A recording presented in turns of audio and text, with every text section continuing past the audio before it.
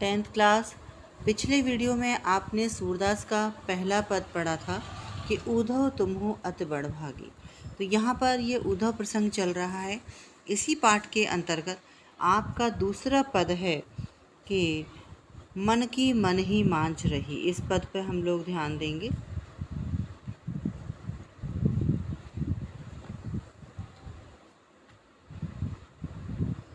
ये पद बहुत ही सुंदर शब्दों में सूरदास जी ने लिखा है।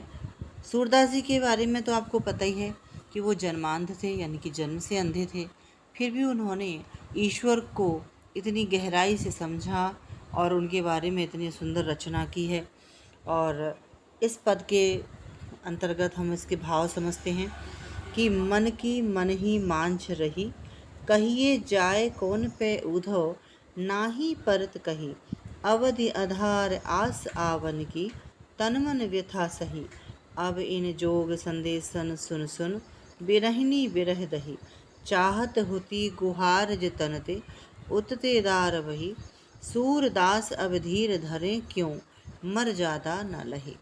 इन पंक्तियों के भाव को समझने से पहले हमें ये जानना बहुत आवश्यक है कि ये गोपियों के अंदर ऐसा भाव क्यों आया।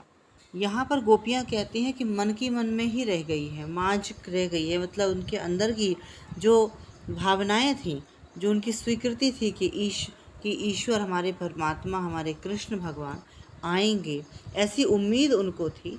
लेकिन जब कृष्ण नहीं आए और उनके स्थान पर उद्धव योग का संदेश लेकर आए, तो कहते हैं कि जब आपका कोई मिलने वाला, आपका कोई बहुत ही नज़दीक का व्यक्ति जब आपके घर आता है, तब आप उससे कितना घुल मिलकर बात करते हैं, अपने मन की कहते हैं। लेकिन जब कोई अननोन व्यक्ति आता है, कोई अनजान व्यक्ति आता है, तो आप उससे उसका हालचाल पूछकर और एक सीमित मात्रा में अपने शब्दों का प्रयोग करते हैं और उससे अपने मन की बात नहीं कहते हैं। तो इसी तरह से गोपियाँ कहती हैं कि जो उद्धव है ना, वो हमारे लिए अनजान है। उद्धव से हम मन की बात कैसे कह सकती हैं? क्यों?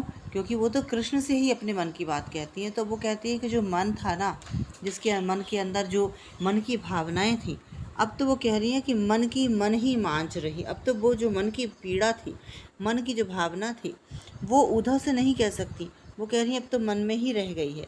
गोपियाँ कहती हैं कि अपनी मन की व्यथा को व्यक्त जो वो करना चाहती थी, लेकिन वो दूसरों के सामने नहीं कह पाती, और उनके मन की जो दशा है उसको वह दबाने की कोशिश कर रही हैं, और अब वो जो है कुछ भी अपने मन की बात नहीं कह सकती। उन्होंने कहा कि पहले तो इन्होंने कृष्ण के इंतजार में प्रेम की पीड़ा को सहा। कहिए जाए कौन पे उधो नाही परत कही। हे उद्धव, किस पे अबासी व्यथा कही जाएगी, और ना ही परत कहेगा, मतलब उनसे कहते नहीं बनता है। अवधि आधार आस आवन की, तन मन व्यथा सही। यहाँ वो कहती हैं अवधि का मतलब होता है एक समय, आधार का मतलब जो उनके कृष्ण के इंतजार का एक आधार था कि कृष्ण आएंगे आएंगे, ऐसा उनके आधार से और उसी आस से या उसी उम्मीद से, आने की कैसी उम्मीद थी, आने की उम्मीद जो थी, उस उम्मीद के सहारे वो जो है इतनी अवधि या इतना समय उन्होंने इंतजार में व्यतीत कर दिया।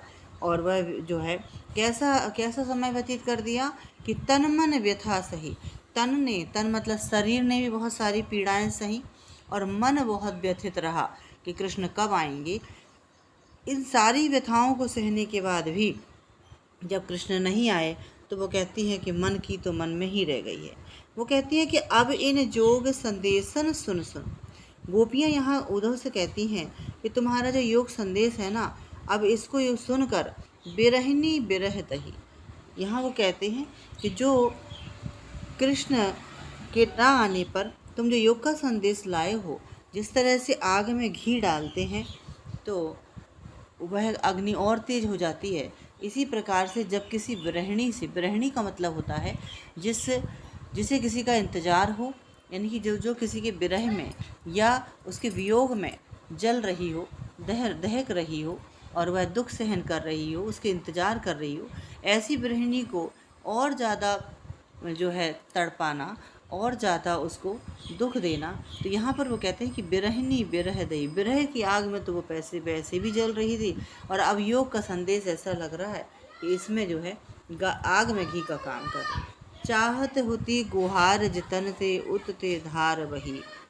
यहाँ गोपियाँ कहती हैं कि जहाँ से, यानी कि कृष्ण की ओर से ही मुझे अच्छी उम्मीद थी कि कृष्ण ज़रूर आएंगे, लेकिन वो ना आकर उनका जब संदेश आया तो कहते उत से धार भई का मतलब है कि वहीं से जो है इस दुख का क्या हुआ, दुख वहाँ से दुख और चला आया। मेरे लिए तो वहाँ से ऐसे लग रहा है कि उधर से ही उन्होंने दुख की धार बहा दी हो।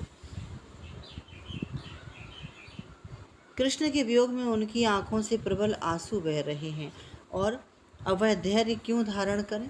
तो वो कहते हैं, सूरदास जी कहते हैं यहाँ पर कि अब धीर धरें क्यों मर ज़्यादा न लहे।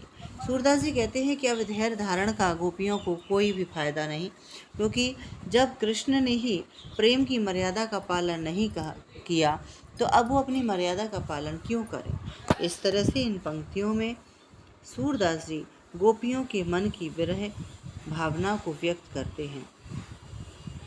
सभी बच्चे ध्यान से इस पद को सुनेंगे, समझेंगे और इनके एक एक शब्द का अर्थ समझकर, कभी कभी क्या होता है कि बोर्ड परीक्षा में एक छोटा सा ऐसा पद आता है और उस पद पर आधारित आपसे 4 या 5 क्वेश्चन अपठित पद्यांश के रूप में आ जाते हैं। पद्यांश का मतलब एक पद आता है, पद का एक अंश आता है। बहुत सारे पद हैं सूरदास के, इन्हीं पदों में एक पद का अंश आता है और उस पद के वो जो है भावार्थ को समझते हुए प्रश्नों के उत्तर मांगते हैं।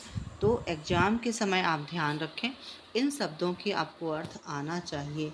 आपको इन एक एक लाइन का अर्थ आएगा तो आप 5 के 5 क्वेश्चन जो आपके पठित पद्यांश होगा उसमें से कर पाओगे।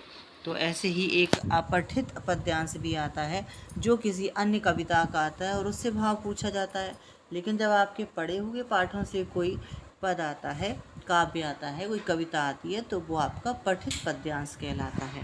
तो इस तरह से यह काव्य पूरा होता है। अगले वीडियो में आप जो है इसी पद के तीसरा वाला पद देखेंगे।